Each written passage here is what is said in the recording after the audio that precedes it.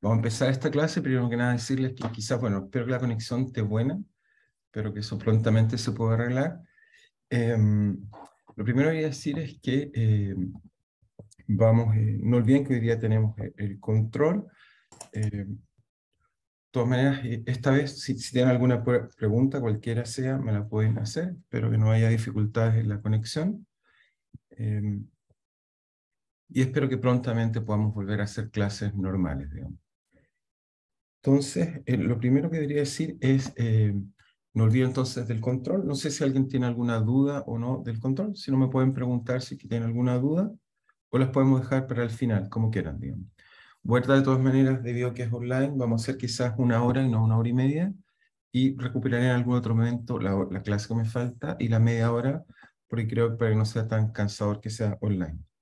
¿Ok? De todas maneras, cualquier duda que tengan me pueden decir. Entonces, lo primero, bueno, vamos a partir. Si tienen duda, entonces me avisan o me van diciendo, ¿no? Cualquier cosa está bienvenida. Entonces, ¿de qué vamos a tratar de hablar hoy? Ok, vamos a hablar de varias cosas. Estábamos hablando, entonces teníamos que hablar nos faltan algunas cosas de circuitos, de propiedades de circuito. Así que vamos a partir por ahí. Entonces, ¿qué quiere decir eso? Entonces, propiedades, habíamos visto, si quieren, bueno, quizás partir hablando un poco de repaso. Entonces, repaso. ¿Qué cosa habíamos estado discutiendo el último tiempo? Habíamos estado discutiendo acerca de la ley de Ohm. ¿Qué nos dice la ley de Ohm? Nos dice esencialmente que el campo eléctrico se relaciona, digamos, el campo eléctrico está relacionado con la corriente a través de una constante, le llamamos la conductividad, o en este caso lo escribí con la resistividad, y eso nos llevó, digamos, como conclusión a llevar a la ley de Ohm macroscópica, que fue que el voltaje era igual a un concepto muy importante, que es la resistencia por la corriente. ¿Eso qué quiere decir? Que entonces cuando tomábamos un cable y uno le pasa corriente, entonces hay una resistencia al movimiento de las corrientes, y esto entonces genera, digamos, este efecto que conocemos como el efecto Joule, que es simplemente el cable se caliente y aparece calor. ¿Ok?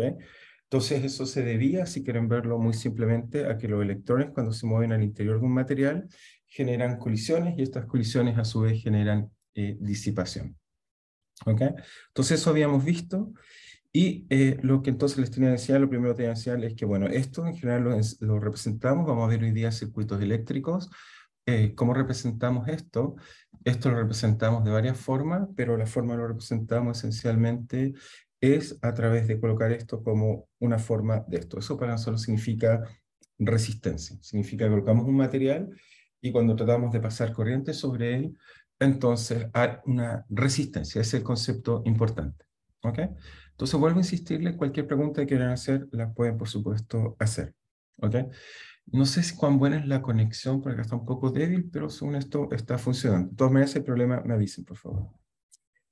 Entonces, ¿qué cosa hemos visto? Hemos visto esta ley de Ohm, que esencialmente a nivel macroscópico significa el voltaje igual a resistencia por la corriente, y habíamos entonces, me faltaba mostrar algunas cosas como qué pasa cuando uno coloca, por ejemplo, un cable y lo conecta con otro cable. Ahora, por ejemplo, eso lo podemos hacer manualmente, tomar un cable, tomar otro material y simplemente conectarlos, digamos, y ver cómo queda eso. Eso, o soldarlos, por ejemplo, eso es lo que típicamente uno hace, eso es lo que llamamos simplemente una resistencia, y colocar otra resistencia, una resistencia 1, una resistencia 2, eso lo llamamos resistencia en serie. Entonces, esta resistencia en serie, lo que uno quisiera preguntarse es esto, ¿a qué equivale? Si es posible que esto sea una única resistencia equivalente, una única R que sea equivalente a esa resistencia. Entonces, ¿cómo podemos hacer esto? Para entender después los circuitos, que espero que les voy a tratar de enseñar hoy un poco, es cómo al menos escribir algunos circuitos y qué cosas interesantes tiene eso. Entonces, para hacer los circuitos, esencialmente uno toma puntos, por ejemplo, A, B, C. Y uno, por ejemplo, si quiere saber cómo es la resistencia equivalente en un sistema como este, lo que hacemos es simplemente lo siguiente. Entonces, ¿cómo hacemos eso? Ok. Entonces hacemos lo siguiente, uno dice, bueno, simplemente el voltaje que hay desde A a C, que es el voltaje total, debe ser simplemente el voltaje que hay de A a B, más el voltaje que hay de B a C. ¿Ok? Eso es lo primero que uno piensa en un circuito que esté puesto así.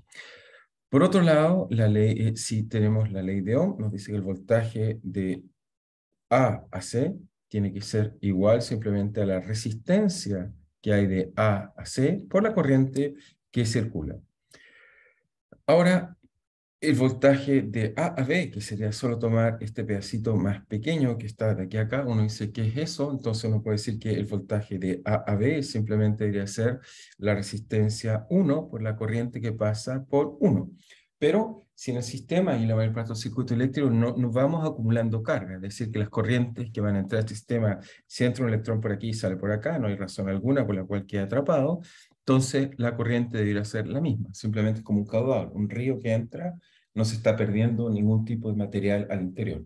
Entonces eso nos queda que la corriente de A a B debería ser R1 por I, y a su vez la corriente de B a C, que sería la corriente que hay de aquí a acá, también debería ser la resistencia simplemente por 2 por la misma corriente. Y por lo tanto, uno concluye que la resistencia, simplificamos si quieren los I, y uno encuentra la primera receta o regla, si quieren verlo así, cuando tiene un circuito en serie, encuentra resistencia equivalente, simplemente la suma de, en este caso, la resistencia, es decir, que eso vale R1 más R2, y uno encuentra esta bonita fórmula que nos dice cómo se relacionan las resistencias en serie con un equivalente. ¿Ok? Eso es lo primero que uno aprende. Lo segundo que uno aprende es qué pasa entonces en paralelo. ¿Ok? Entonces, si no es claro, ya les dije, me pueden escribir, y si no quieren preguntar, pueden usar también el chat. Lo debería dejar abierto también si es que cualquier persona quisiera hacer algún comentario, también lo puedo ver, digamos, por si acaso. ¿Ok? Voy a dejarlo abierto para que cualquiera que pueda hacer cualquier comentario que quiera me dice. Espero que se esté viendo bien, pero no me es muy claro si la conexión es buena de donde estoy. Entonces, en paralelo, la idea esencialmente, de nuevo, físicamente, cómo uno hace un cable en paralelo. Uno toma, si quieren, un cable que va desde, no sé, A a B, y con otro cable que uno tome, por ejemplo, uno simplemente lo toma y lo conecta así. Eso es la práctica, o lo aprieta, simplemente lo suelda, o simplemente lo conecta. Tan simple como eso. ¿Okay? No tienen que imaginarse que son cosas complicadas. Ahora, eso físicamente lo representamos como una resistencia que va acá, le llamamos R1, y otra resistencia R2 asociada, si quieren, al otro material o al otro cable. Puede ser más largo, y eso, a pesar de que sean los dos, por ejemplo, de cobre, hace que la resistencia sea distinta. No es nada más que eso que está ahí. Entonces tenemos un R1, un R2. Y de nuevo uno quisiera saber si esto es equivalente a una única resistencia en el sistema. Entonces, para hacer esto, ¿qué es lo que hacemos? De nuevo uno dice, bueno, hay dos puntos A y B, y uno dice, bueno, en este caso, ¿cómo uno puede encontrar alguna regla? Bueno, entonces uno dice, mira, si aquí pasa una corriente I, como en un río, una corriente I, no le pongo un 1, un I, entonces cuando llegan los cables, los electrones se tienen que ir por la izquierda o por la derecha, no hay otra posibilidad. Y por lo tanto, algunos de ellos se van a ir por acá arriba, y al irse por acá arriba, entonces vamos a tener una corriente I1, y por acá abajo tiene que ir una corriente I2. ¿Ok? Y por lo tanto uno va a encontrar que la corriente total, o el I que pasa en el sistema, tiene que ser igual a I1 más I2. Tienen que haber dos corrientes, digamos, que atraviesan este sistema. Y por lo tanto, si hay dos corrientes, tenemos esa expresión que está ahí, pero por otro lado ahora sí podemos usar la ley de Ohm. La ley de Ohm nos diría que la corriente total debería ser igual a una especie de voltaje que va desde A a B, eso no cambia, es el mismo voltaje que va desde aquí hasta acá, eso tiene que ser exactamente el mismo, y esto debería estar dividido por la resistencia equivalente, que a su vez debería ser lo mismo que I1, pero este I1 que está acá, que es la corriente que va sobre I1, si usamos la ley entonces de Ohm, nos diría que es el mismo voltaje, porque recuerden que el voltaje solo depende de los extremos, y por lo tanto sería I1 y 2. Eso en este caso es AB partido por R1, y el de I2 es también, es simplemente AB partido por R2, y lo que nos lleva a la conclusión que las corrientes, en el caso de tener un circuito en paralelo, dos series en paralelo, entonces las resistencias en este caso, se suman, en la resistencia equivalente es la suma de los recíprocos. Esa es la forma natural de entender este problema. Entonces, lo que nos enseña a diferencia de las capacitancias, si se recuerdan, las capacitancias eran al revés, las capacitancias en paralelo se sumaban, las capacitancias en serie se sumaban los recíprocos. Para las resistencias, exactamente el resultado opuesto, cuando las resistencias están entonces ¿cómo se llama? En paralelo, se suman recíprocamente, cuando están en serie, como vemos acá, simplemente se suman aditivamente. Así que uno tiene este tipo de reglas. ¿Por qué? Porque obviamente uno después quiere construir circuitos y quiere entender cómo funcionan los circuitos. Ahora, para entender los circuitos, en realidad vamos a usar algunas reglas generales. ¿Okay? Insisto, si tienen preguntas, los pueden escribiendo por el chat o pueden preguntar directamente, por si acaso. Entonces, para los circuitos, uno se pregunta qué podemos hacer con ellos y la forma entonces de entender los circuitos, hay leyes para ello, vamos a ir a ver cuáles son las leyes. Las leyes entonces de los circuitos las resumimos o fueron descubiertas mucho antes por una persona, digamos, eh, eh, que se llama Kirchhoff, que lo vamos a ver acá, las leyes de Kirchhoff. Entonces Kirchhoff lo que hizo fue, trató de, después de haber estudiado muchos circuitos, todavía sin entender muy claras las leyes, digamos, de la física en la época, no estaban completamente establecidas, se establece que van a haber dos leyes fundamentales para los circuitos eléctricos, que deben obviamente conocer, digamos, y entender. ¿Cuáles son las leyes que uno tiene que entender? Primero que nada, cuando tiene un circuito eléctrico, tenemos los puntos que llamamos nodos, que son los puntos esencialmente donde los cables se conectan unos con otros, es decir, un punto de conjunción de corrientes, eso lo llamamos nodos, y va a establecer entonces una regla para los nodos. A su vez, va a establecer una segunda regla para una vez que uno tiene un circuito, y entonces uno va a decir cualquier camino cerrado, uno va a establecer Kirchhoff, que entonces tiene que ser que la suma de los voltajes es cero. Entonces voy a tratar de explicarles de dónde vienen estas reglas y voy a tratar de hacerles un ejemplo cómo uno los ocupa en la vida cotidiana. Entonces, no sé si es claro para todos, si esto está bien, simplemente, si es que alguien me puede decir que hasta ahí vamos claro por el chat, me bastaría solo que me digan si entiende o si tienen dudas me las pueden escribir. ¿Está claro hasta ahí? Solo para yo convencerme de que está bien. ¿Sí? ¿No? Si alguien me responde, se lo agradecería. Ok, muchas gracias. Entonces, lo que hacemos ahora, voy a entonces volver acá y vamos a hacer entonces, ¿cuál es la idea? Entonces los circuitos eléctricos, eso, ok, se conectó el mal lugar, digamos. Disculpen, tengo más aparatos acá para conectar, digamos, y desconecté justo el que no quería conectar. Entonces, ok, ¿dónde está mi iPad? Acá está. Solo un segundo y vamos a volver al iPad, debe estar acá. Solo un segundo, voy a desconectar eso, si no va a querer que está conectando. Solo un segundo. Ok, solo se apagó mi iPad y dejó entonces de conectar. Ok, ok, ahora sí debería verse el iPad. Voy a conectarlo a ti. Debería aparecer. Ahí sí. Entonces, un circuito eléctrico, como les dije, lo representamos en la práctica, o sea, la forma de representarlo es la siguiente. Colocamos, por ejemplo, en este caso, colocamos ejemplo, un circuito, ejemplo.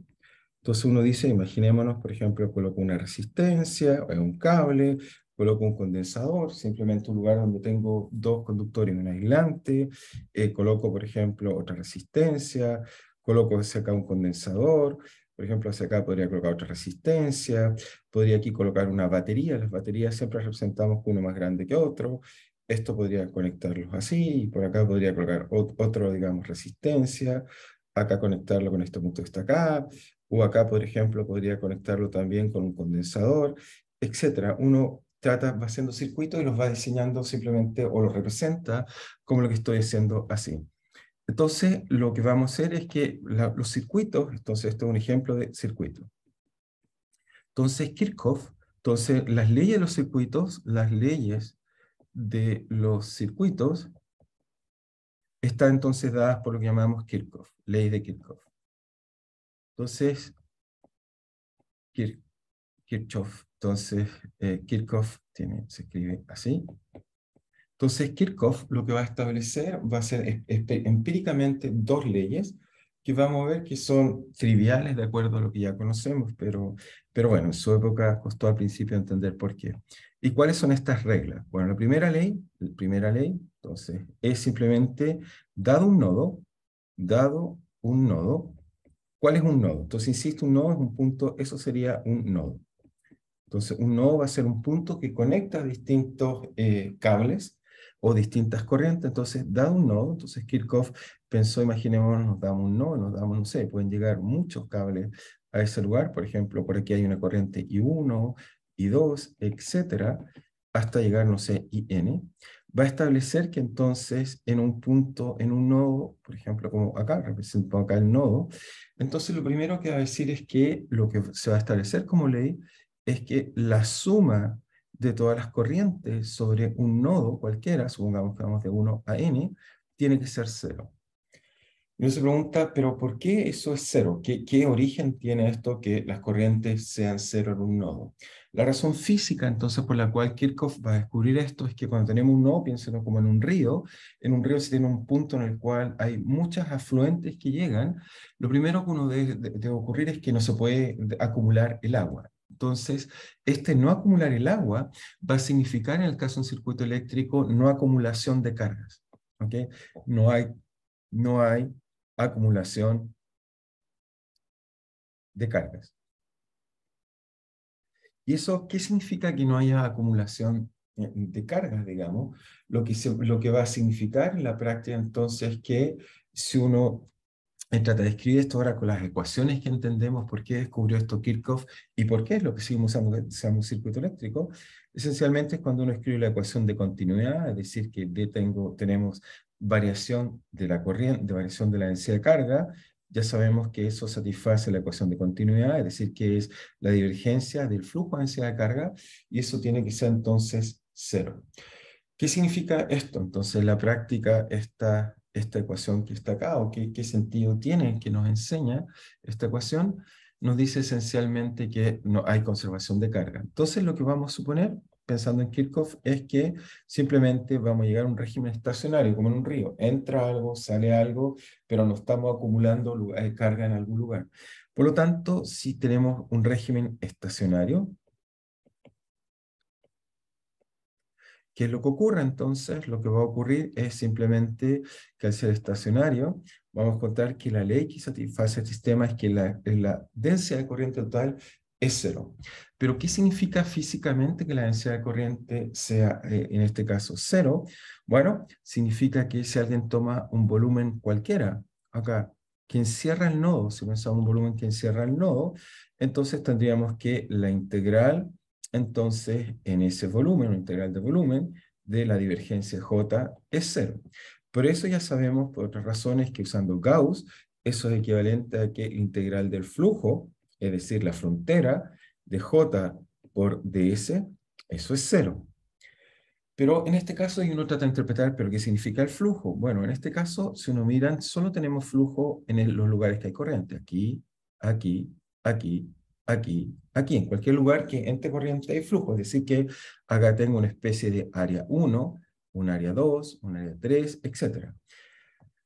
Por lo tanto, si uno toma esta expresión, uno encontraría que esto está acá, que son simplemente se puede reescribir como la suma en este caso, del área I, donde está entrando J por ds, ¿ok? Y sumamos de I igual 1 a N, donde N va a ser el número de, en este caso, cables que están entrando a ese nodo. Y bueno, obviamente J por ds va a ser la corriente que entra justo en el I, ésimo cable. Es decir, que si esto fuera el I, supongamos que este acá es el iésimo, sabemos que el flujo de J por ds nos da la corriente que entra por ese elemento de volumen, y por lo tanto vamos a concluir que esto simplemente es la suma de I a N, de la corriente N, y por otro lado, si la corriente estacionaria eso es cero, y esto entonces es lo que Kirchhoff había propuesto para encontrar su caso. Es decir, que la primera ley básica de cualquier circuito es que la suma de las corrientes en un nodo es cero. Entonces, eso físicamente, ¿qué significa entonces cuando tenemos un nodo como el que está acá?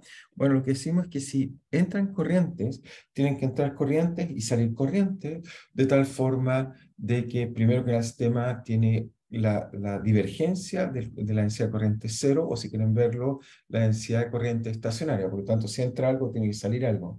No se está acumulando, esencialmente nos dice eso, y eso fue lo que Kirchhoff propuso como primera ley. Pero para nosotros, nuestro lenguaje es simplemente imponer que hay corriente estacionaria, lo que hace que hay corrientes que entran y corrientes que salen, y eso nos lleva a esta conclusión. ¿Ok? Entonces, como ven, Kirchhoff cuando trató de desarrollar leyes para circuitos va a encontrar esta, pero obviamente esta deriva de una ley más básica que es simplemente la ley de continuidad. Así que eso bien. La segunda ley importante, Kirchhoff nos va a proponer otra ley. Entonces, la segunda ley, con estas dos leyes, son como leyes básicas para construir circuitos y entenderlo.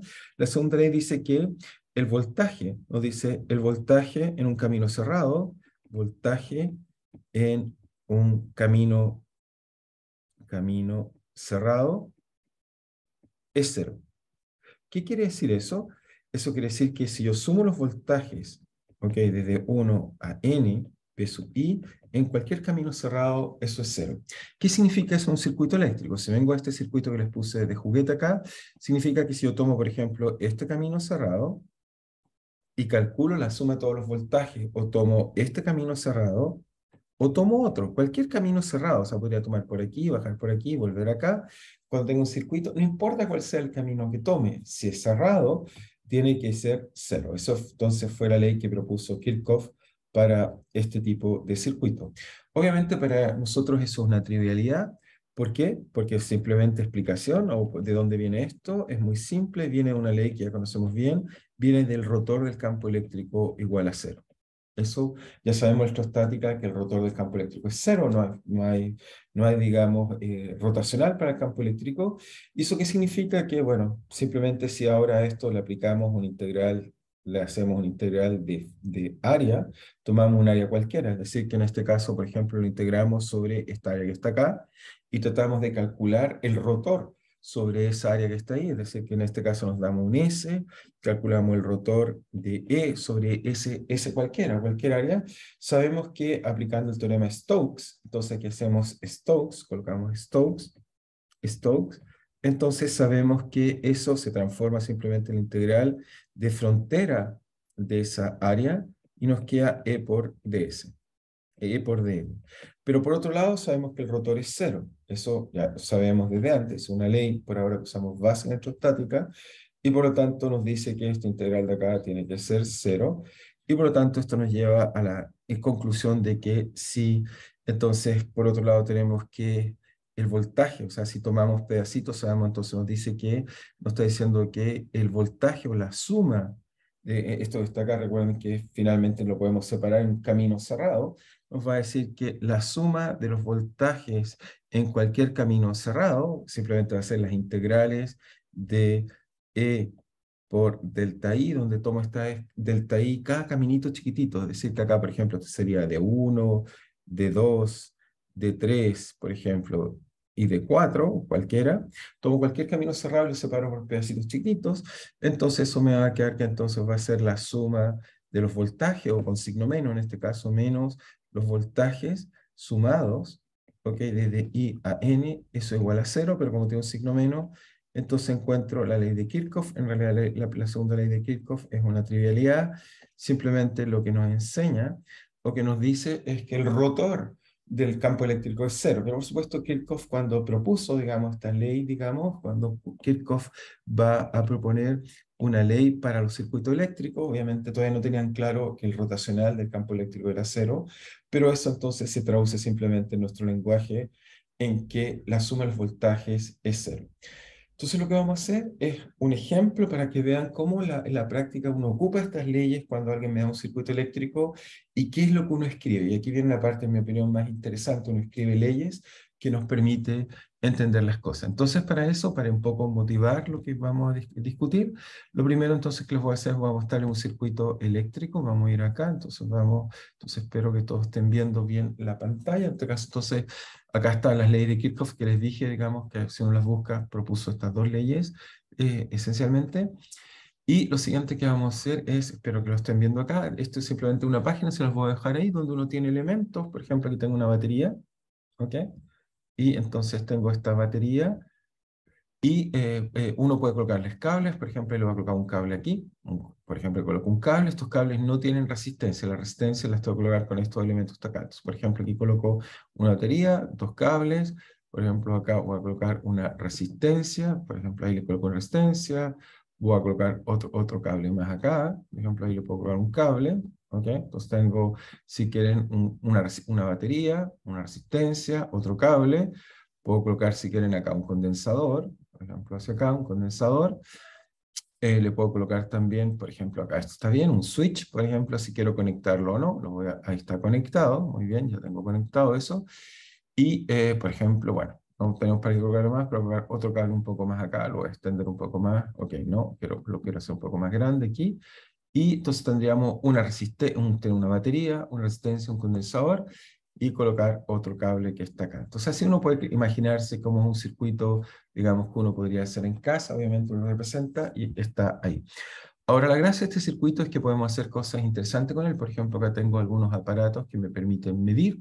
Por ejemplo, este me sirve medir el voltaje. Por ejemplo, podríamos estar viendo qué pasa con el voltaje en este lugar. Por ejemplo, voy a colocarlo aquí para que me diga si es que hay un voltaje, ahí ya está funcionando. Y acá tengo otro aparato que me mide la corriente. Por ejemplo, podríamos medir la corriente, qué sé yo, acá. Por ejemplo, si lo coloco ahí, no debería haber corriente porque el circuito está abierto. Entonces, a pesar que hay un voltaje, no hay nada. Entonces, la pregunta es que, ¿qué pasa si lo cierro? ¿Qué ocurre en este tipo de sistemas? Es decir, vamos a bajar corriente. Entonces, lo voy a cerrar y veamos qué debería pasar entonces en este sistema si lo cierro. Ahí lo cerré. Pues como ven, empezó a haber una corriente y la corriente empieza a decaer. En el voltaje no vemos ningún cambio, pero vimos que la corriente de repente apareció y después se fue a cero y ya no hay más corriente. Puedo abrir de nuevo el circuito y ya no hay más corriente. Lo voy a cerrar de nuevo a ver qué pasa. Si es que vemos de nuevo corriente, lo cierro y ya no. Simplemente el sistema está, digamos, ahí, digamos, sí, ya no hay más corriente. Entonces voy a abrirlo, pero fíjense que en este caso entonces tengo el condensador, pero si miran el condensador esta vez quedó cargado, quedó con carga. Obviamente se cargó por este proceso que acabamos de ver. Entonces, para entender un poco lo que pasó, voy a tratar de ahora volver y vamos a volver a la tablet y primero escribir las leyes que describe este circuito y entender por qué vimos que la corriente decaía y por qué el condensador se cargó. Desgraciadamente no coloqué bien mi condensador, pero ya, vamos a ver si lo coloco, por ejemplo, aquí y acá, vamos a ver si es que hay una diferencia de voltaje. Sí, hay una diferencia de voltaje, es decir, que el condensador está cargado. ¿Ok? Si, por ejemplo, a mi condensador le colocara otros cables, uno aquí, por ejemplo, acá, y voy a colocar otro cable por acá y lo voy a descargar. Simplemente coloco aquí y coloco, ahora sí coloco un cable acá y esto lo conecto. Esto debería entonces descargarse si se conecta bien. Vamos a ver si lo conectamos bien. No, ahí no lo alcancé a conectar. Ok, no quiere conectarse ahí. Ahí, por aquí está el cuadro. Ahí se descargó. Se fijan, rápidamente se descargó. Ok, entonces es un buen lugar para poder jugar y entender hacer algunas cosas. Entonces lo que vamos a hacer ahora es tratar de entender cómo describir este circuito a través ahora, entonces, con ecuaciones que nos permitan entender un poco cómo funciona el circuito eléctrico que estamos viendo ahí, digamos. Entonces déjeme abrir aquí. Ahí está. Muy bien. Entonces, ejemplo. Entonces, el ejemplo que vimos recién, ejemplo, lo vamos a escribir inmediatamente. ¿Qué tipo de sistema es el que estamos viendo? Bueno, esencialmente tener una resistencia, lo que llamamos en realidad un circuito RC, una resistencia con un condensador, y además le coloco un voltaje, pero esencialmente teníamos una resistencia, es decir, que parto, coloco una resistencia, llamámoslo R, después le conecté un condensador, y si quieren, además tengo un switch, eso bueno, simplemente un cable que me permite dejar pasar una corriente, y después eso se lo conectamos, si quieren, a una batería. ¿Ok? Tenemos eso es exactamente lo que escribí antes. Entonces se pregunta, ¿cómo son las ecuaciones? ¿Cómo se describe este sistema? ¿Y cómo lo podemos entender mejor? Entonces, lo primero que queríamos decir es que al tener un circuito como este hay que identificar puntos que separan los elementos. Entonces, por ejemplo, aquí colocamos A, B, C. Y entonces uno se pregunta, ¿qué ecuaciones describe el circuito que estamos viendo ahí? Entonces, para hacer eso, lo que uno ocupa son las leyes de Kirchhoff. Por ejemplo, sabemos que sabemos que entonces el voltaje de A, B, más el voltaje de B, que si le llamamos D, para no confundir con C, la capacitancia, por supuesto, y acá colocamos un voltaje de cero. Entonces tenemos que el voltaje de B a D más el voltaje el voltaje, digamos, de D a A tiene que ser cero. Cualquier camino que tome cerrado, que en este caso estoy tomando un camino cerrado, Kirchhoff nos decía que entonces el voltaje tiene que ser cero. Y eso lo hago para cualquier camino. Y fíjense lo que nos da esto. Lo primero interesante esto nos da es que nos dice que de B a tenemos un condensador y, y lo que sabemos que el voltaje de un condensador es simplemente la carga partido por la capacitancia. La capacitancia, supongo, conocida. Después tengo el voltaje de V a D, pero el voltaje de V a D es simplemente una batería que tiene voltaje V0, así que eso es V0, así que escribo directamente V0. Y después tengo el voltaje, en este caso, de D a A, que es una resistencia, y eso es simplemente R por la corriente igual a cero. Entonces encuentro esta ecuación. La pregunta es, ¿qué significado tiene esta ecuación? Bueno, el significado de esta ecuación es simplemente, uno dice, ¿cómo lo dice sentido? Bueno, no hay que olvidarse que la corriente es simplemente la tasa de variación de la carga. Así que lo que me da esto es una ecuación diferencial de la siguiente forma. Me da R por Q punto igual, o es R por Q punto, bueno, no, tengo que ver cuál fue el sentido de la batería que coloqué. No se me convenía colocarla de menos a más, a más a menos, vamos a ver cuál nos conviene. Y esto entonces va a ser igual a menos la carga partido por la capacitancia menos el voltaje. Esto entonces es la ecuación que describe el circuito. Si miran, lo primero que uno aprende es que este circuito en realidad finalmente lo transformé en una ecuación diferencial. O sea, que lo primero que deberíamos decir importante, o sea, la primera observación que deberíamos decir es que los circuitos, y eso vamos a descubrir en cualquier circuito eléctrico, en realidad son equivalentes a ecuaciones diferenciales o integrodiferenciales cuando uno va colocando elementos, pero lo primero que uno aprende es que finalmente esos cursos de ecuaciones diferenciales en realidad son simplemente un punto de vista eléctrico, son circuitos eléctricos que uno puede representar. Entonces, los circuitos eléctricos, lo primero que uno aprende, eléctricos, son ecuaciones diferenciales.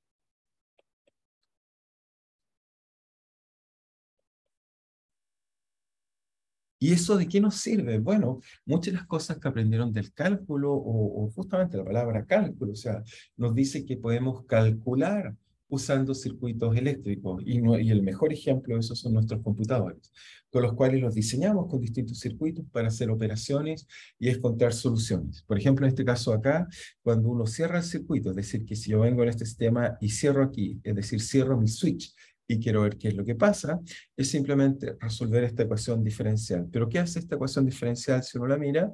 Bueno, es una ecuación muy simple.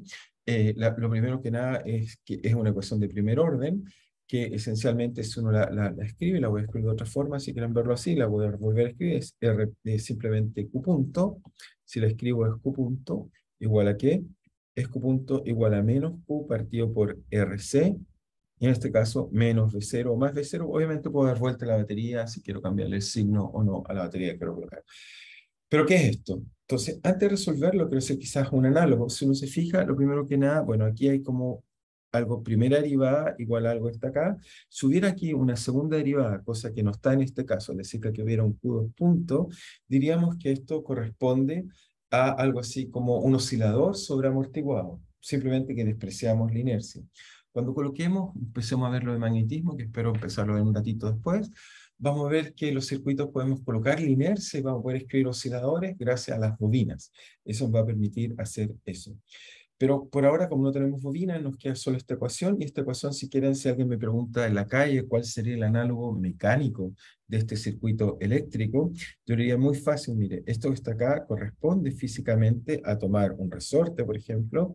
Si uno toma un resorte, eso tiene entonces inercia, pero a ese resorte si le coloco un amortiguador, es decir, algo que sea muy disipativo, entonces yo debería escribir que esto debería ser algo así como, primero que nada sería un oscilador, si llamo X, esto sería X2 puntos más un término de amortiguamiento, lambda X punto, igual a una frecuencia natural que el sistema tiene, entonces en este caso, que llamaríamos omega cuadrado si quieren por X.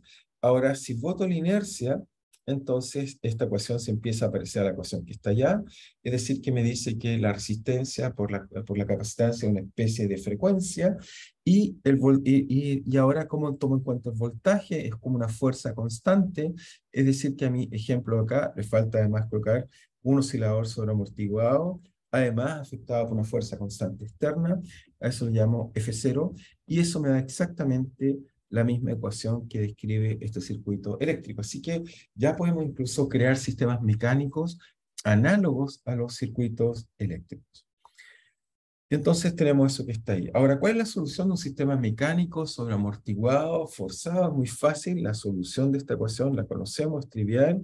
QDT es simplemente, bueno, la solución de la parte lineal, que en este caso es simplemente una exponencial, así que me dice que esto es Q0 por exponencial de menos, en este caso, menos, sería T partido por RC, ¿ok? Así que efectivamente R por C me da un tiempo característico, les dije que tenía que ver algo así como una especie de frecuencia, ¿ok? Y el voltaje tengo que dar una solución que sea constante, para que sea constante entonces tengo que ser en este caso menos, si lo divido por o lo multiplico por V0, ¿ok? Y lo multiplico por RC, entonces cuando lo reemplace en esta parte que está, esta parte de acá lo reemplazo acá, entonces me va a salir menos, B, menos, menos, me da B0, partido por RC, se cancela RC, me queda más B0 y por lo tanto es solución. Por lo tanto encontramos que la solución de esa ecuación diferencial que está ahí es eso que está ahí. ¿Eso qué significa? Entonces significa que la solución del problema, si ahora la grafico, y eso fue lo que vimos con el computador, vimos que en realidad si yo grafico en el tiempo, va a depender de ese signo de B0. Si colocamos B0, qué sé yo, B0, supongamos que es positivo, lo colocamos por acá, B0. Entonces, vamos a ver que lo que pasa en el tiempo, que es la solución de, en este caso, la carga, simplemente veríamos que decae así. Pero nosotros no vimos la carga, lo que en el aparato que les mostré medíamos la corriente. La corriente es simplemente la derivada de la carga, así que si quiero medir la corriente I de t, tomo la derivada de A de t, de Q, si tomo la corriente, entonces esto simplemente el término constante se hace cero, después me queda simplemente Q0 partido por RC con signo menos, en este caso menos T partido por RC, por lo tanto me dice que la corriente esencialmente es una exponencial que decaía. Y eso fue lo que vimos cuando, si miran o vuelven a mirar o volvemos a colocar, cuando coloqué el sistema, lo que vimos fue esencialmente que la corriente decaía, es decir, que vimos simplemente que cuando lo conectamos, vimos que en ese caso pasaba una corriente y se amortiguaba.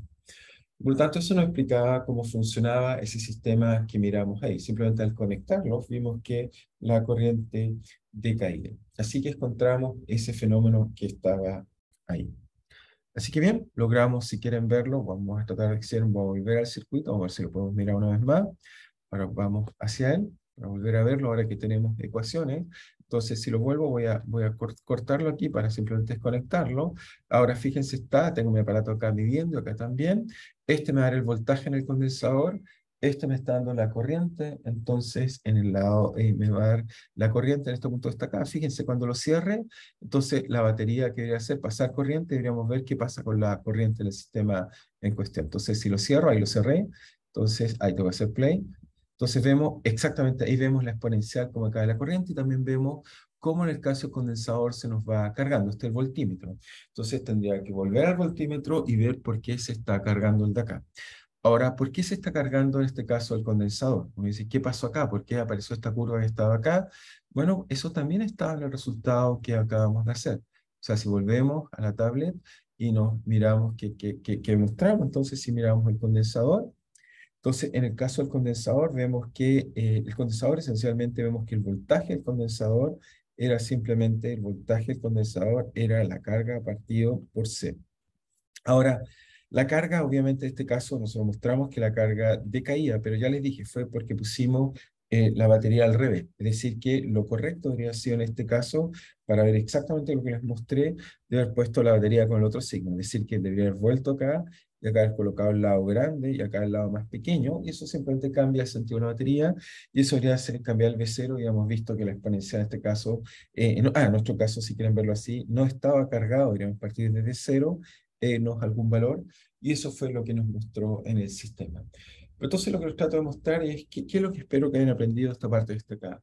Los circuitos eléctricos, por complicados o difíciles que sean, son muy simples. Ocupa estas leyes de tomar caminos cerrados, distintos caminos cerrados, sumar los voltajes y hacer que esa suma nos dé cero, cada uno, tantos como uno necesite, y cada vez que uno tenga un nodo, sumar las corrientes y en ellas esas corrientes tienen que ser cero.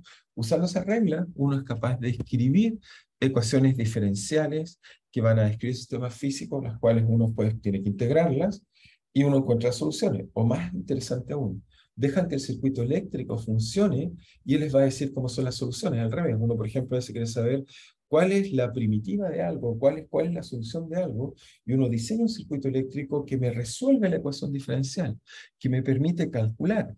Y es eso lo que hacemos en realidad muchas veces. O sea, las cosas simples las resolvemos nosotros para aprender, pero después vamos colocando cada vez más circuitos y más complicados y hacemos con ellos operaciones. ¿Ok? No sé si es claro para todos, no sé si alguien tiene alguna pregunta. ¿Estamos bien hasta ahí?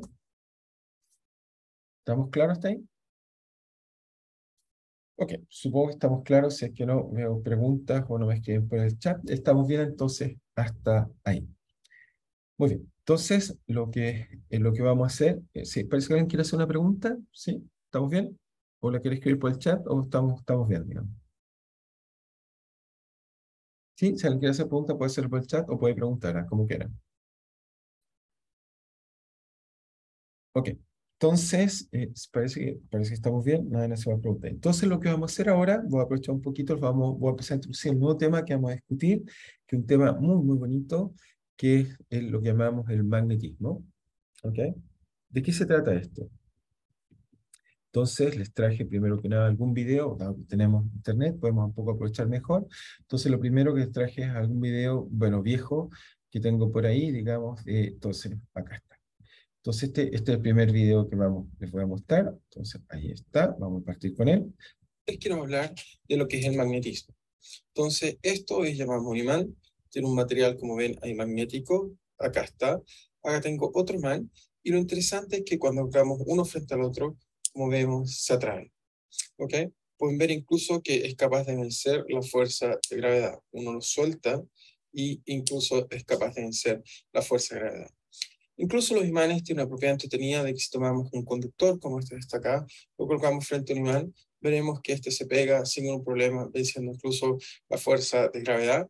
Esta fuerza es la que queremos entender cómo funciona y por qué, por ejemplo, si hacemos esto, esto está ahí y puede ser atraído hacia acá.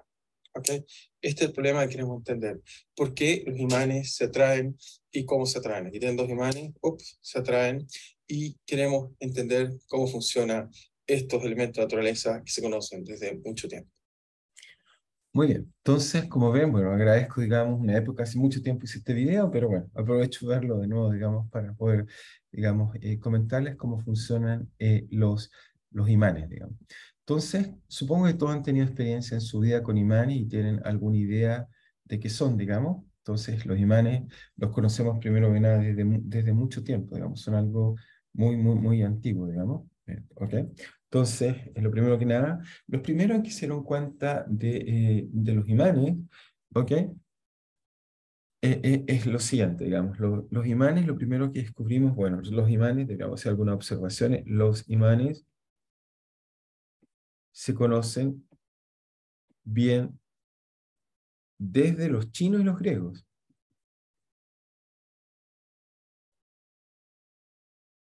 Ahora, en nuestro caso, como cultura occidental, estamos más influenciados por los griegos en el saber, digamos, qué son los imanes, y en realidad el nombre de magnetismo viene de una ciudad griega que se llama Magnesia, es una isla en realidad, que se llama Magnesia, que tenía muchos materiales, digamos, ferromagnéticos particularmente.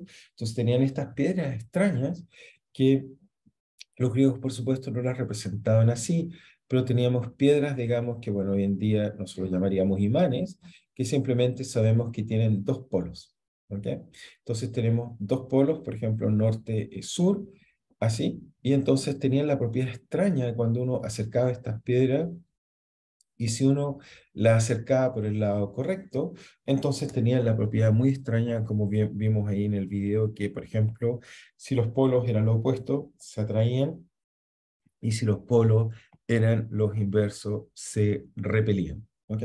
Eso fue un poco durante mucho tiempo como entendemos el magnetismo, simplemente una propiedad muy exótica de que había materiales, digamos, si quieren verlo así, entonces hay materiales, o los griegos conocían, habían materiales, entonces habían materiales que se atraían y se repelían. Pero lo interesante es que se atraían y se repelían sin la necesidad de frotarlo. No era como cuando nosotros teníamos que atraer papel, que teníamos que frotar. Entonces se atraían y se repelían sin necesidad de fricción. Eso era lo primero interesante. O sea, podemos atraer cosas y repeler cosas sin fricción. Solo en un segundo. Entonces se pueden hacer cosas sin fricción. ¿No? Entonces podemos hacer eso sin tener este tipo de problemas. Entonces, ¿cómo vamos digamos, hacer cosas interesantes con esto? Durante mucho tiempo nadie me entendía, de haber pasado muchos siglos sin entender nada. Quizás el primer experimento que realmente hace clic y que nos va a permitir entender la teoría magnética fue hecho por Oersted.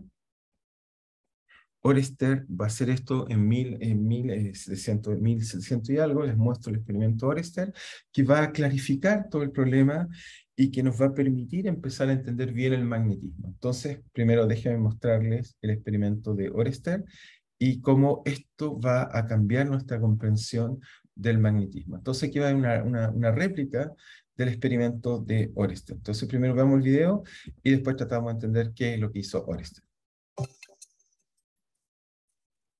Oersted era un físico danés que descubrió que al hacer pasar la electricidad por un conductor conseguía desviar la aguja imantada de una brújula.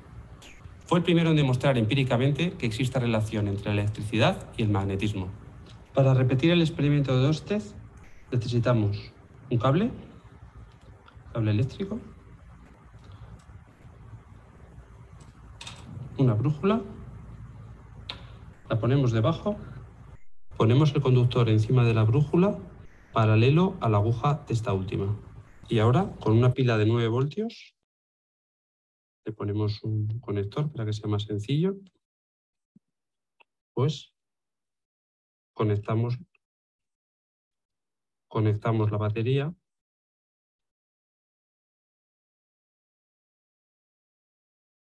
al circuito, a nuestro cable. Si fijan, se empieza a mover la brújula. Eso es lo que es increíble, que descubrió esto. Observamos que cuando se cierra el circuito, se desvía la aguja imantada de la brújula. Esto es debido al campo magnético que genera la electricidad al circular por el conductor. Si situamos la brújula encima en vez de debajo del conductor, la desviación se producirá en el sentido contrario.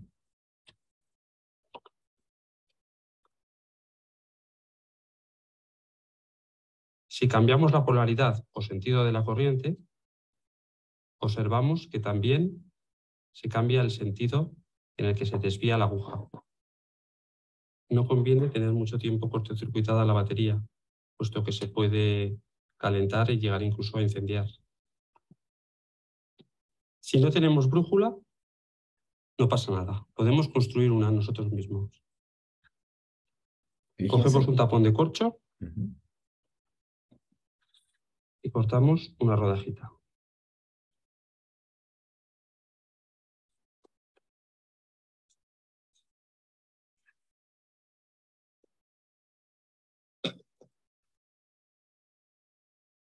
Y atravesamos la rodaja con una aguja. Entonces está haciendo fíjense, una brújula manual, es muy fácil de hacer. Aprovechen que aprendan Tenemos a más hacer. o menos centrado y ponemos un pequeño recipiente para que flote. Pero antes habrá que imantar la aguja. Con un imán pasamos varias veces la punta de la aguja por el imán La magnetiza, esa es la palabra importante y ya está aprender. imantada. Igual como hacemos polarización, aquí se magnetiza, el mismo fenómeno físico, para el magnetismo. Entonces la aguja va a sentir el campo magnético de la Vemos que se Tierra. orienta norte-sur.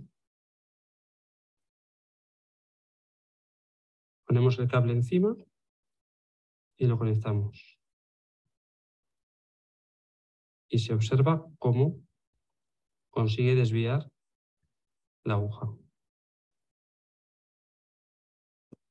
Muy bien, entonces como vemos de eso que está ahí, vemos de este experimento muy simple que hizo Oerster, vamos entonces a ver que esto va a ser clave para entender completamente el magnetismo. Sin esto no habríamos sido capaces de entender. Esto fue digamos, la pieza angular de la comprensión de qué hace el magnetismo. Entonces, Oerster hace este experimento muy simple, hace este descubrimiento muy extraño de que toma un cable, bueno, insistir en esta idea, toma un cable y le pasa corriente, o sea, toma una batería, si quieren verlo así, conecta estos cables a la batería y tenía una brújula y se da cuenta de que cuando hay corriente, entonces la brújula se afecta.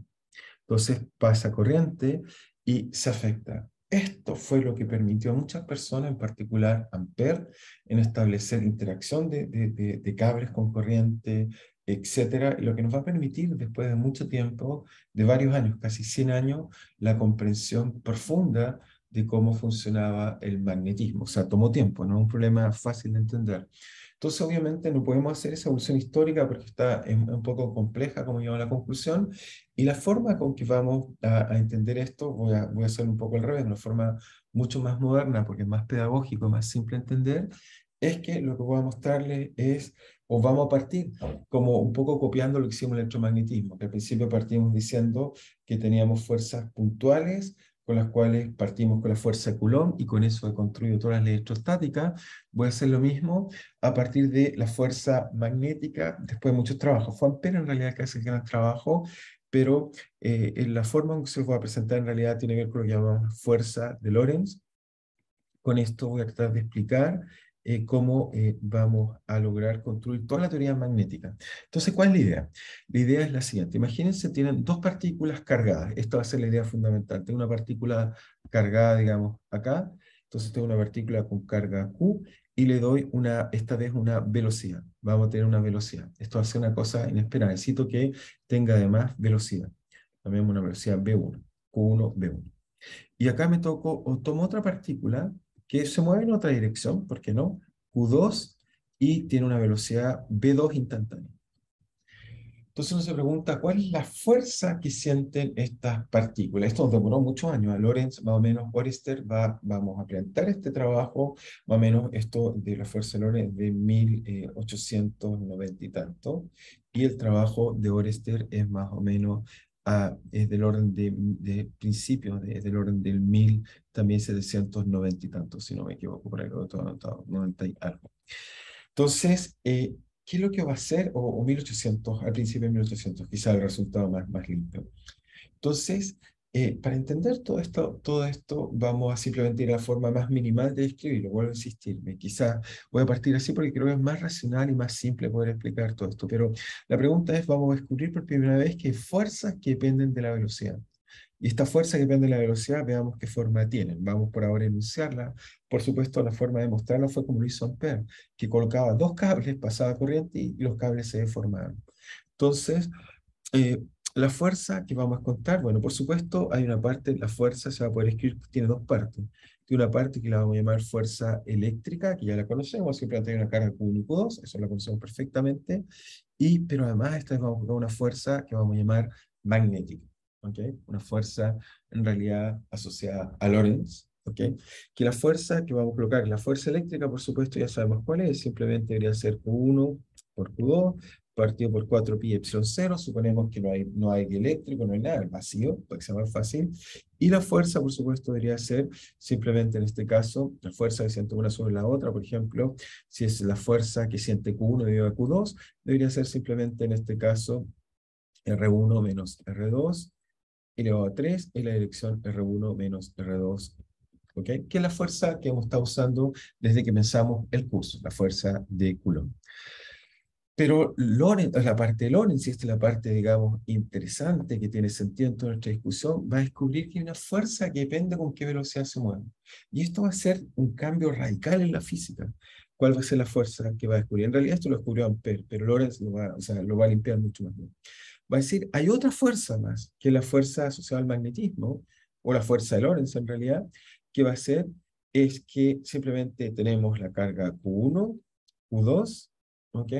Hay una constante que la va a acompañar, digamos, que está dividida, en este caso la vamos a llamar la constante de permeabilidad magnética, mu0, que es el equivalente al epsilon 0, partido por 4pi, tiene que ver con la intensidad, es muy chiquitita en realidad, y esta cantidad va a ser proporcional, primero que nada, a la velocidad de la partícula B1, la cual estoy calculando la fuerza. O sea, estamos calculando la fuerza a esta, debido a que la otra se mueve y que ella también se mueve. Entonces va a ser B1 cruz. Entonces nos va a quedar cruz la velocidad B2, ¿ok? Cruz R1 menos R2 partido por R1 menos R2 al cubo. Entonces vamos a tener esta fuerza muy, muy extraña, muy inesperada, muy distinta a lo que conocemos, digamos, que nos da, digamos, esta fuerza. Lo primero que nada es una fuerza muy distinta a lo que conocemos de la física usual, porque esta fuerza depende de la velocidad. Y eso es muy extraño, porque todas las fuerzas que habíamos conocido antes no dependían de la velocidad, y en realidad, si por ejemplo uno cree lo que había pensado Galileo, que era es simplemente un sistema inerciales, si yo me muevo en un sistema con una velocidad v1, la física era la misma. Entonces, porque las fuerzas no dependían de la velocidad. Pero si ahora me muevo un sistema con una velocidad v1, la velocidad que voy a ver relativa va a ser distinta y por lo tanto la fuerza de Lorentz debería ser otra. Eso fue muy complejo entenderlo.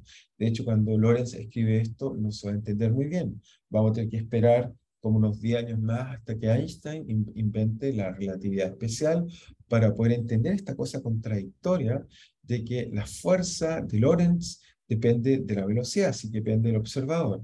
Entonces, lo primero que vamos a descubrir, o vamos a entender a largo plazo, con esta fuerza tan extraña, es que efectivamente uno dice, pero ¿cómo? ¿La física depende de cómo me estoy moviendo? La respuesta es no. Pero en este caso, como depende de la velocidad, vamos a tener que sacrificar algo, y lo que Einstein nos propone sacrificar es el tiempo. Vamos a descubrir que el tiempo es relativo, que alguien cuando se mueve en un sistema más rápido o más lento, el tiempo con que escribe las cosas son distintos.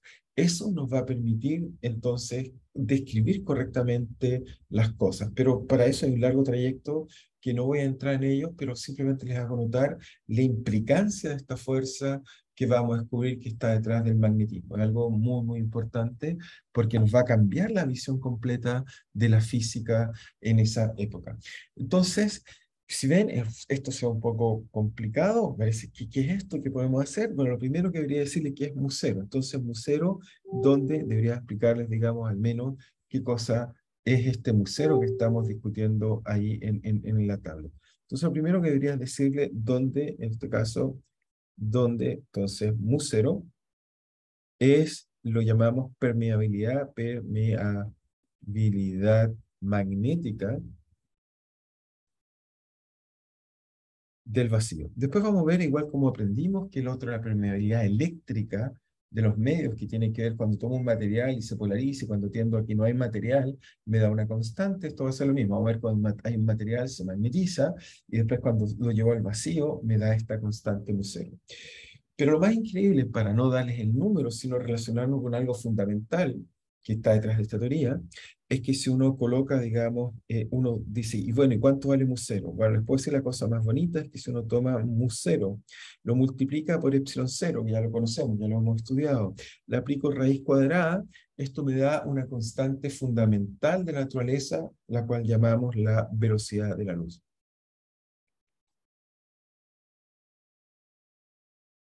Entonces, esta constante mu0 que está ahí tiene un valor, pero en vez de escribirle el valor, prefiero directamente relacionarlo con algo, ya conocemos epsilon cero, se lo he dado más de alguna vez, simplemente relacionarlo con la velocidad de la luz, que son 300.000 kilómetros por segundo, y lo interesante es que quiero hacer notar que este musero, bueno, va a estar relacionado con un fenómeno muy profundo con la velocidad de la luz. En la época cuando lo colocaron, lo describieron para tratar de entender, por supuesto, el magnetismo.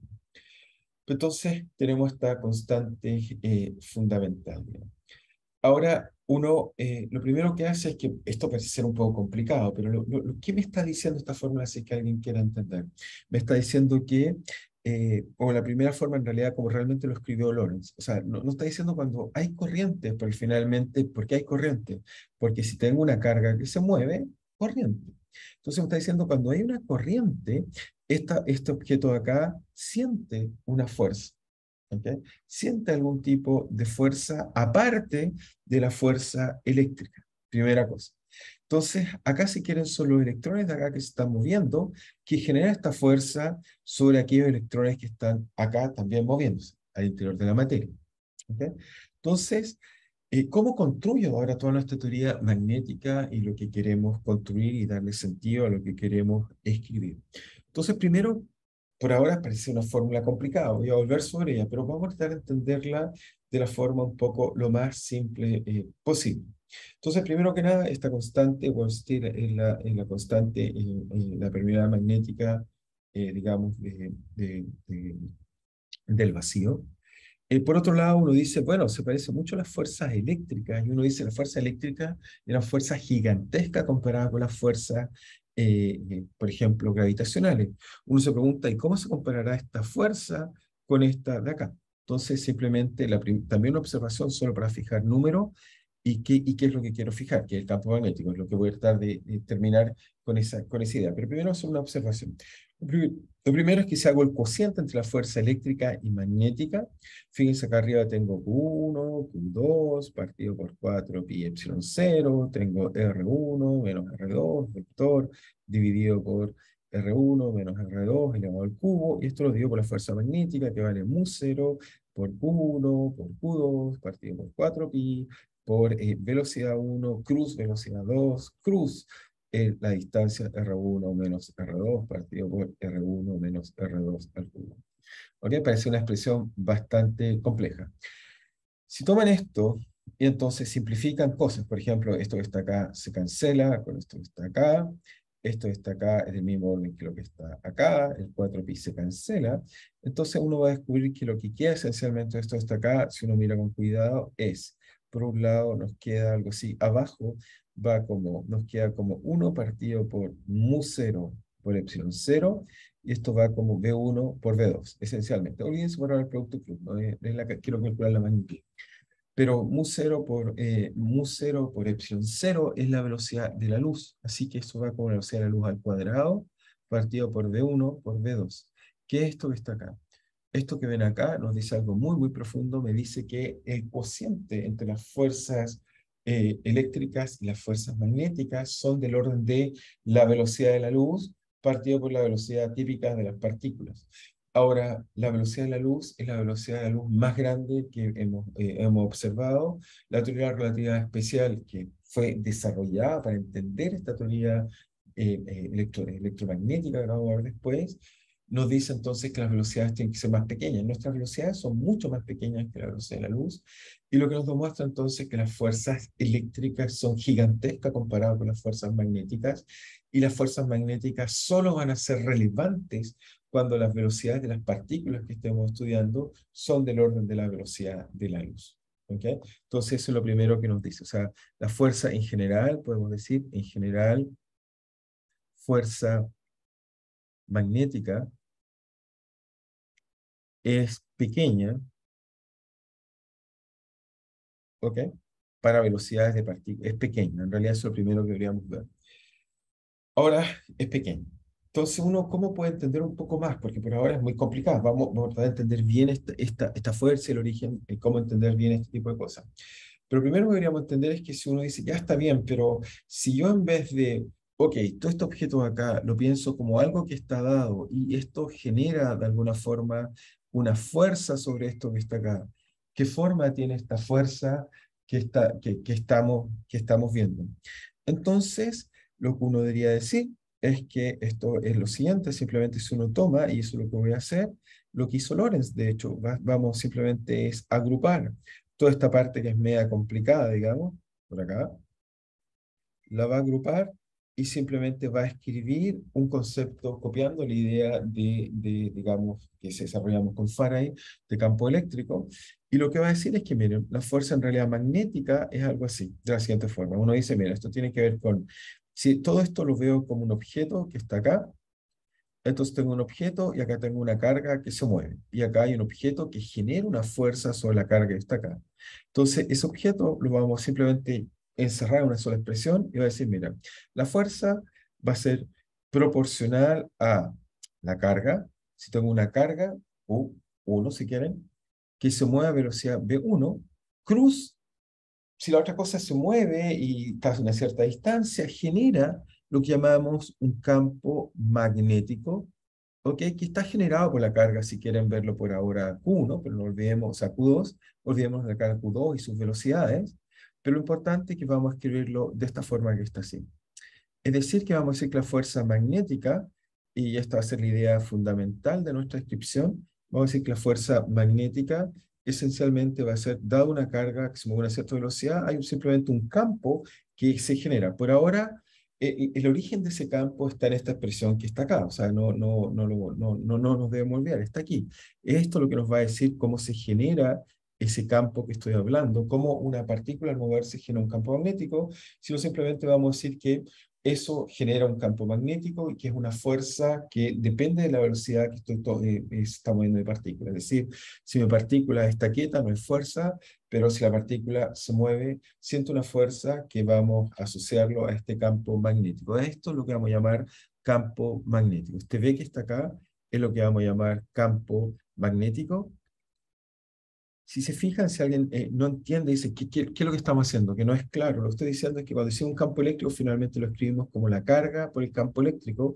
Ahora estamos haciendo el análogo y el campo eléctrico, después decíamos, bueno, el campo eléctrico generaba una carga Q, era simplemente Q partido por 4pi epsilon 0, y decíamos que era R menos R', por R menos R', y esto elevado al cubo, etcétera. Así fue como introducimos la teoría eléctrica. La teoría magnética estamos haciendo lo mismo, simplemente que lo estoy diciendo ahora, que el análogo va a ser algo que depende de la velocidad, ¿ok? La partícula se tiene que estar moviendo y siente una fuerza extra que tiene el producto cruz entre el campo magnético y el campo eléctrico. Ahora la pregunta es, ¿cuál es el campo magnético que crea una partícula? El campo magnético creado por una partícula, ok, que tiene carga, por ejemplo, Q', es simplemente Q' por mu0 partido por 4pi, y ese campo magnético obviamente depende del producto cruz de la velocidad de la partícula, cruz R menos R' partido por R menos R' al cubo. Entonces, fijan, es exactamente hasta ahí exactamente el mismo análogo que hemos estado haciendo, o sea, es perfectamente la misma analogía que son para el campo eléctrico, pero esta vez va con un producto cruz ahí, y eso nos genera un campo magnético. Entonces antes teníamos la imagen, y esta es la imagen que espero que guarden, digamos, la imagen es solo cualitativa, y voy a escribir un par de cosas más y voy a tratar de que nos pasa un poquito para guardar la idea. Cuando teníamos una carga Q, entonces decíamos que puntualmente generaba un campo, entonces un campo eléctrico que estaba en torno a la partícula. Ahora lo que les estoy diciendo es que tomen una partícula Q, y ahora, o Q', si quieren. Y esta se está moviendo con una cierta velocidad. Necesito que se mueva. Si no se mueve, no hay campo magnético. Pero si se mueve, entonces lo que lo estoy tratando de convencer es que crea un campo en torno a ella que tiene esta estructura que está acá.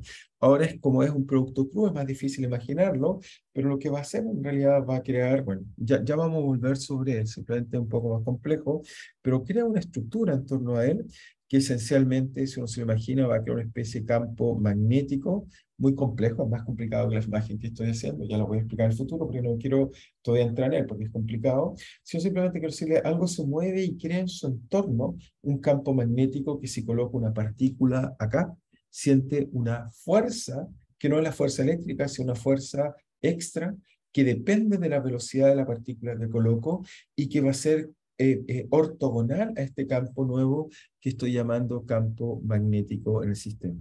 ¿Ok? Es eso lo que estoy tratando de convencernos. Aparece una nueva fuerza, ¿ok? Inesperada, digamos, cuando el objeto se mueve.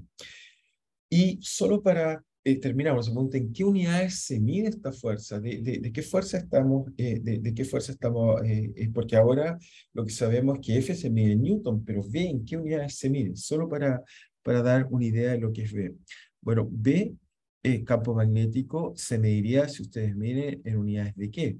Bueno, primero que nada debería ser fuerza partido por carga por velocidad, es decir, que es Newton partido por Coulomb por metros partidos por segundo. Newton, si quieren verlo, entonces kilogramos, metros partidos por segundo al cuadrado, Coulomb, metros partidos por segundo. Ahora, esta unidad tiene un nombre, obviamente no le vamos a poner este nombre, le llamamos Tesla. Los campos magnéticos en el sistema MSS, en el sistema universal MKS, se miden en unidades de Tesla. Esa es la medida universal que vamos a usar para describir esta fuerza, y lo que vamos a tratar de hacer de aquí en el futuro es tratar de entender y cómo entender un poco mejor, sobre todo cuando hayan corriente. No vamos a estudiar problemas de partículas puntuales, pero salvo algún ejemplo que les voy a hacer, pero cuando la partícula se mueve, entonces genera este campo magnético, que si coloco otra partícula, por ejemplo, insisto, si coloco una partícula acá, y esta partícula se está, voy a representarla mejor, esta partícula la coloco acá, y se mueve con velocidad v hacia allá, entonces va a haber un producto cruz entre la velocidad de mi partícula, el campo magnético, y eso me da una fuerza extra, que en este caso el campo que va a generar, lo vamos entonces a llamar campo magnético. Entonces B, puedo decir que B es el campo magnético. Y este campo magnético entonces se mide en unidades de Tesla. Solo para fijar algunas ideas, y uno se pregunta, ok, pero en naturaleza tenemos campos magnéticos, la respuesta es sí. ¿Y qué valores tienen los campos magnéticos en la naturaleza? Entonces acá, por ejemplo, puse algunos gráficos de Tesla. Ahí está la unidad de Tesla para campo magnético.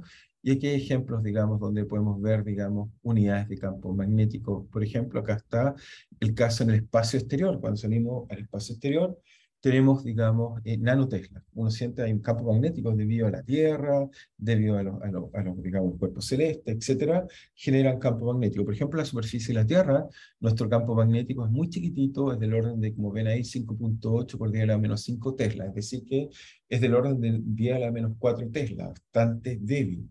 Por eso podemos caminar y este campo no afecta mucho. Sin embargo, si colocamos brújula, podemos sentir que hay un campo magnético en la Tierra. De hecho, tenemos pájaros y algunos animales que su vida, por ejemplo, migraciones, son sensibles a los campos magnéticos y así lo han desarrollado desde mucho tiempo. O sea, tienen en su cerebro algunos materiales magnéticos que sienten este campo magnético.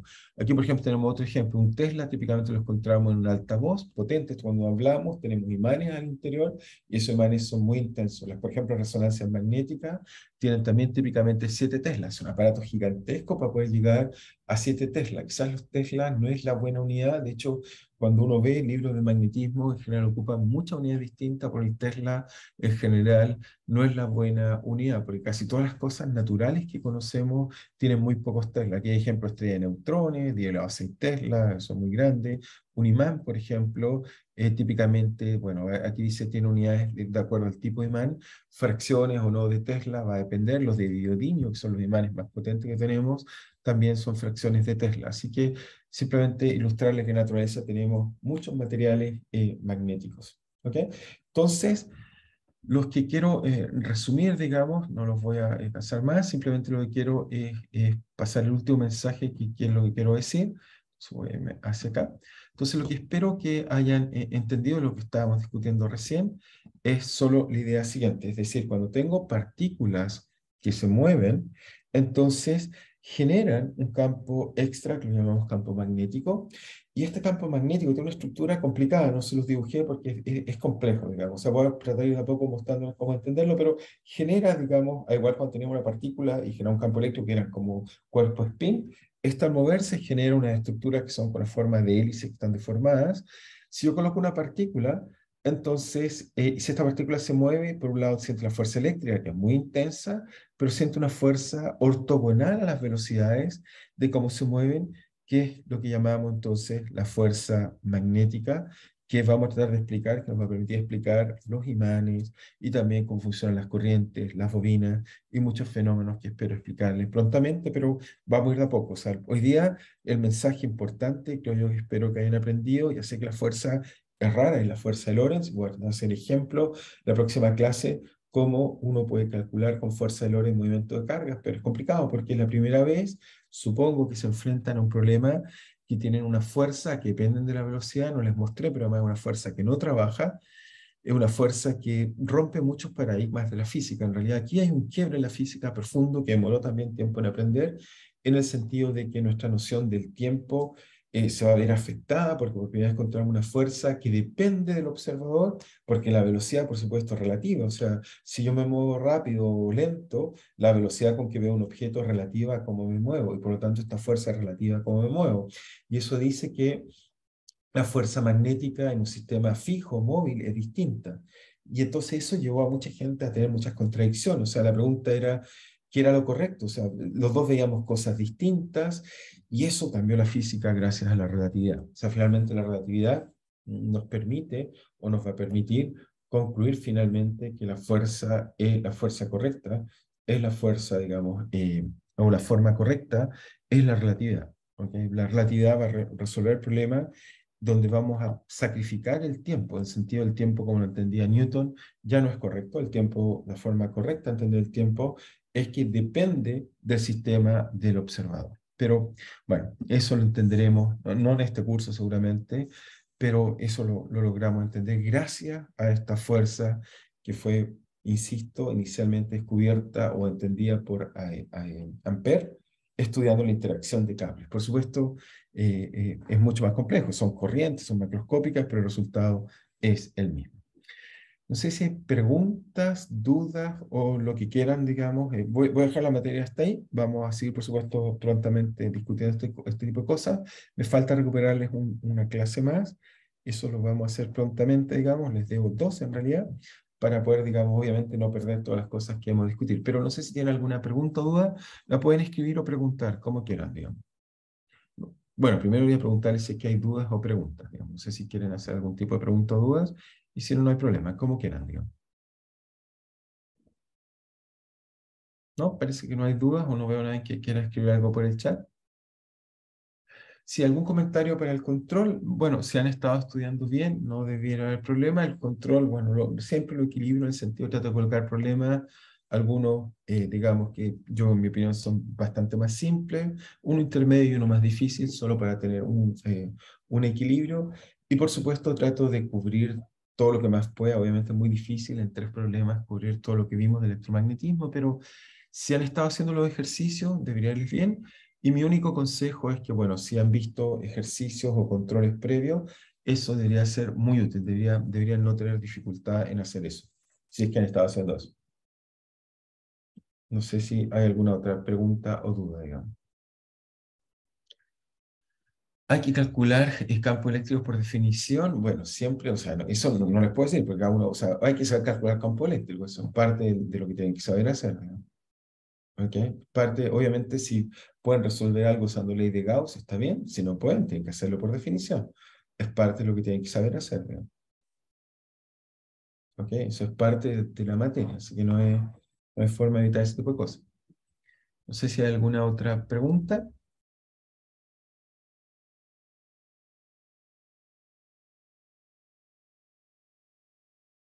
¿No? Parece que no tenemos más preguntas.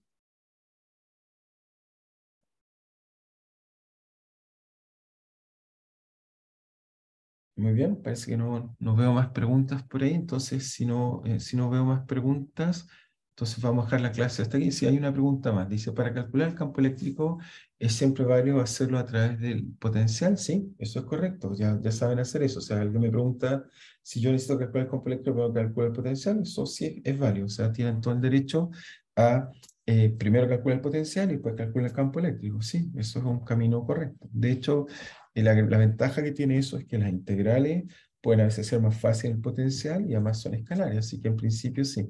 Pero siempre, por supuesto, mi recomendación, y eso se los hago a todo entender, es que cuando enfrenten un problema, primero traten de no calcular al tiro, sino piensen cómo harían el problema. Eso los hace meditar un poco y seguramente encontrar un camino más eficiente. Mi consejo siempre es eso, no partan al tiro resolviendo algo porque hay que calcular esto, no. Primero digan, lo que yo debería hacer aquí es primero quizás calcular esto, después esto. Tengan un poco una imagen mental unos segundos antes de empezar a calcular. Eso siempre ahorra mucho tiempo. O sea, yo diría, lean un problema, no se pongan a resolverlo al tiro, sino en su cabeza pregunten, ¿cómo yo resolvería este problema? Y eso estoy seguro que va a ser una mejor estrategia para resolver algo. Hay otra pregunta por ahí que dice, igual con otros controles anteriores vi que habían tópicos de mecánica, pequeñas oscilaciones, ¿puede salir este año? Bueno, la mecánica, algo básico, digamos, de cualquier sistema. Eh, en principio, bueno, en este control no habrían cosas básicas de mecánicas como esa, pero yo esperaría que supieran hacer ese tipo de cosas, pero no hay caso, así que para responder la pregunta de esa persona.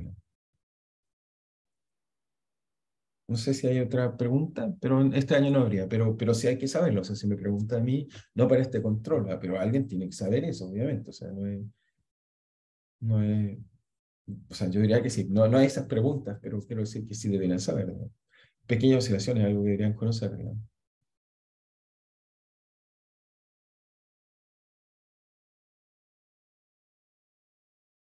Parece que no veo otras preguntas. ¿Estamos claros todos? No sé si alguien más quiere hacer alguna pregunta.